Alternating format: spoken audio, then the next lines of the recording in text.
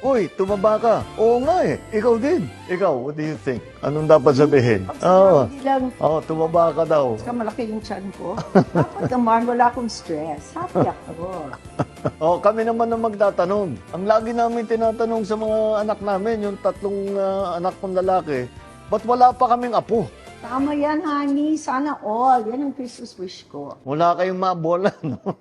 Sa dinami-dami ng problema na hinaharap natin sa opisina araw-araw, dumagdag pa sa iniisip ko itong mga tanong na natanggap natin.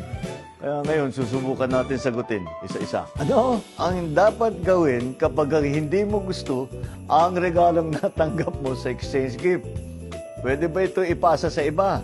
Ginagawa nyo ba ito? At siyempre, pagka natanggap mo, kahit ano man yung natanggap mo, siyempre naka-smile ka.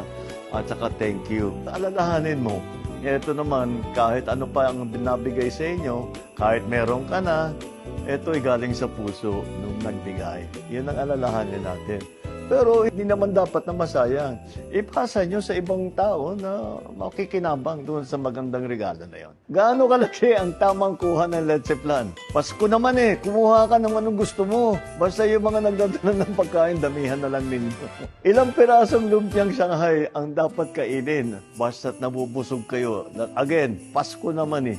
Dapat medyo mag-enjoy tayo. Huwag natin iniisip na kailangan magpigil sa ating kasiyahan. Kaya ulit, yung mga maghahanda ng pagkain, dami-damihan na lang ninyo para may baong pampauwi. Ano ang dapat sabihin sa kamag-anak kapag sinabi niya, uy, tumaba ka? Madaling sagutin yan. Uy, tumaba ka. Oo nga eh. Ikaw din. Ikaw, what do you think? Anong dapat sabihin? Pag sinabi lang, Tumaba ka daw. ka malaki yung tiyan ko, dapat naman wala akong stress. Happy ako. Kami naman ang magtatanong. Ang lagi namin tinatanong sa mga anak namin, yung tatlong anak kong lalaki, ba't wala pa kaming apo? Tama yan, honey. Sana all. Yan ang Christmas wish ko. Wala kayong mabola, no? Obligado ba kaming magbigay ng regalo sa aming mga inanak? Pwede po bang Pwede po bang pagtaguan yung mga inaanak namin? Ay kami hindi namin pwedeng pagtaguan dahil madali kaming hanapin. Kaya kompleto ang listahan namin doon sa aming mga inaanak at marami-rami din. Ngayon, yung iba siguro, pag hindi nyo talaga nakikita na o hindi na kayo nag-uusap, pag may app, pwede nyo na i-Gcash yung mga regalo ninyo. Ngayon, mas madali na. Pag may potluck, ano ang luto dala-dala ni PBBM? Ang gagawin ko para makarami at saka madaling gawin? Spaghetti. Sana ay masaya at mapayapa ang inyong pagdiriwang kasama ang inyong mga kaanak at kaibigan. Sa pagkain, yung sakto lang po.